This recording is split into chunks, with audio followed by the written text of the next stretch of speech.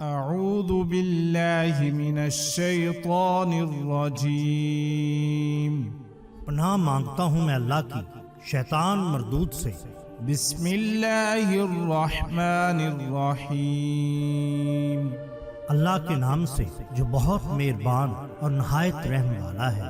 السلام علیکم محترم ناظرین، ہم اپنی آج کی ویڈیو میں 3 بھائیوں کا عجب قصہ آپ کے سامنے پیش کریں گے جو یقیناً آپ کے لیے دلچسپی کا باعث ہوگا۔ صدقہ بن مرداس نے اپنے والد سے روایت کی کہ انطاکیہ کے مضافات میں نے ایک اونچی جگہ پر 3 قبریں دیکھی۔ ان میں ایک پر یہ شعر لکھا تھا کہ زندگی سے وہ شخص کیا لذت حاصل کر سکتا ہے تو یہ جانتا ہو کہ خداوند عالم اس سے باز پرس کرے گا، اور اس سے بندوں کے ساتھ کی جانے والی ناانصافیوں کا بدلہ لے گا۔ دوسری قبر پر لکھا تھا کیا لذت پائے گا جو یقین رکھتا ہو اس بات پر کہ اس پر موت اچانک آ ہی جائے گی، اس کی ساری بڑائی اور ملک چھین لے گی اور اس گھر میں ملائے گی جس کا وہ مستحق ہے۔ تیسری قبر پر لکھا تھا کیسے مزے لوٹے گا وہ جس کا رخ ایسی منزل کی جانب ہے جس پر اترنا جوانوں کو بوڑھا کر دیتا ہے۔ یہ تینوں قبریں ایک صف میں کوہان کی شکل میں بنی تھی۔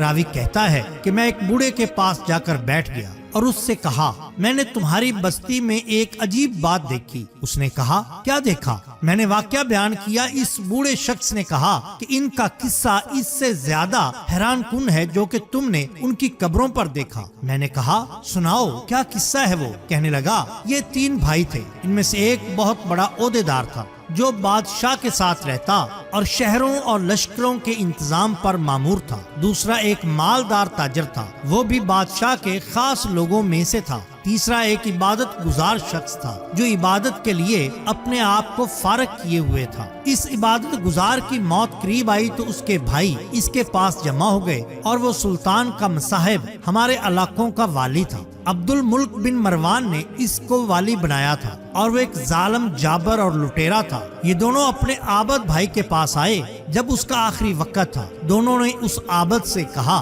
کہ کچھ وصیت کر لو۔ اس نے کہا اللہ کی قسم میرا کوئی مال نہیں کہ میں کچھ وصیت کروں، نہ میرا کسی پر قرض ہے جس کے لینے کے لیے وصیت کروں، اور میں نے دنیا میں کوئی چیز نہیں چھوڑی جس کے لوٹنے کا اندیشہ ہو۔ عہدیدار بھائی نے کہا اے میرے بھائی یہ میرا مال تیرے سامنے ہے، اس میں سے جو چاہو جو تمہارا دل چاہے وہ لے لو اور وصیت کر دو۔ تاجر بھائی نے کہا میرے پاس کمائی اور کثرت دولت ہے، ان میں سے جو تمہارا دل چاہے تم لے سکتے ہو۔ وہ ان دونوں کی جانب متوجہ ہوا اور کہا مجھے تمہارے مال کی کوئی ضرورت نہیں، لیکن میں صرف ایک اقرار تم سے لیتا ہوں جس میں تم وعدہ خلافی نہ کرنا۔ انہوں نے کہا وہ کیا ہے؟ اس نے کہا جب میں مر جاؤں تو مجھے غسل دو اور کفن پہنا کر ایک اونچی زمین میں دفن کر دو اور میری قبر پر لکھ دینا زندگی سے وہ شخص کیا مزہ لے سکتا ہے جو یہ جانتا ہو کہ خداوند عالم اس سے باز پرس کرے گا اور اس سے بندوں کے ساتھ ناانصافی کا بدلہ لے گا، نیکیوں کی جزا دے گا۔ جب یہ کام کر دو تو روزانہ میری قبر پر آیا کرنا، شاید تمہیں نصیحت نصیب ہو۔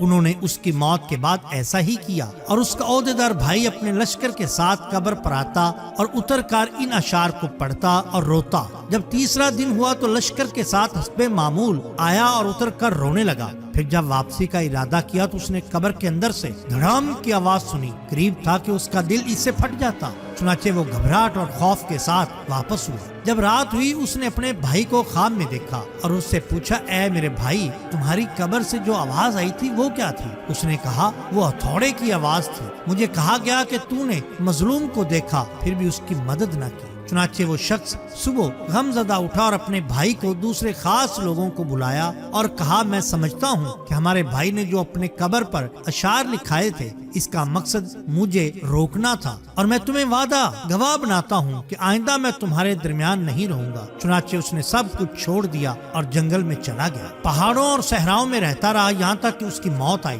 اور وہ چرواہوں کی ایک جماعت کے ساتھ تھا۔ اس کے بھائی کو خبر پہنچی تو حاضر ہو گیا اور کہا اے میرے بھائی کوئی وصیت ہے؟ اس نے کہا کوئی وصیت نہیں، بس جب میں مر جاؤں مجھے دفنا دو تو میری قبر پر لکھنا کہ کیسے لذت پائے گا وہ شخص جس کو یقین ہو کہ بہت جلد اس پر موت اچانک آ جائے گی اور اس سے عظیم ملک اور تمام بڑائی چھین کر اس قبر میں اس کو ٹھہرا دے گی۔ پھر 3 دن تک میرے پاس آیا کرنا اور میرے لیے دعا کرو، شاید اللہ مجھ پر رحم فرمائے۔ وہ مر گیا۔ اس کا بھائی اس کی وصیت کے مطابق اس کی قبر پر آنے لگا۔ ایک دن اس نے وہی آواز سنی جو پہلے نے سنی تھی۔ بے چین ہو کر لوٹا۔ رات کو اپنے بھائی کو خواب میں دیکھا اور پوچھا کہ وہ آواز کیسی تھی۔ میں نے پوچھا بھائی تیرا حال کیا ہے؟ اس نے کہا خیریت سے ہوں۔ توبہ کتنی خوبیوں اور بھلائیوں کی جامع ہے۔ میں نے کہا اور دوسرے بھائی کا کیا بنا، اس کا کیا حال ہے؟ اس نے کہا کہ وہ تو نیک پیشواؤں کے ساتھ ہے۔ میں نے کہا ہمارا کیا حال ہوگا؟ اس نے کہا جس نے دنیا آخرت کے لیے جو کچھ کیا وہ دیکھ لے گا، پس تم اپنی مالداری کو فقیری سے پہلے غنیمت جانو۔ راوی کا بیان ہے اس نے دنیا سے کنارہ کشی اختیار کر لی، اپنا مال تقسیم کر دیا، جائیداد بانٹ دی اور اللہ تعالیٰ کی عبادت میں مشغول ہو گیا۔ کیسے مزے لے سکے گا زندگی سے وہ جس کا رخ ایسی قبر کی جانب ہو جس کی گھاٹ نوجوانوں کو بوڑھا کر دیتی ہے اور چہرے کا رنگ اڑا دیتی ہے اور جلدی جلدی جسم اور جوڑوں کو بوسیدہ کر دیتی۔ کرام، اگر آپ کو ہماری یہ ویڈیو پسند آئی ہو تو لائک کیجئے، سبسکرائب کیجئے ہمارے چینل کو تاکہ ہم آپ کے لیے اور بھی بہترین ویڈیوز لا سکیں۔ اپنے دوستوں کا، گرد و نواح کے لوگوں کا بہت خیال رکھیے۔ اللہ اور اللہ کے رسول صلی اللہ علیہ وآلہ وسلم سے بے حد محبت کیجئے۔ آپ کا بہت شکریہ۔ اللہ حافظ۔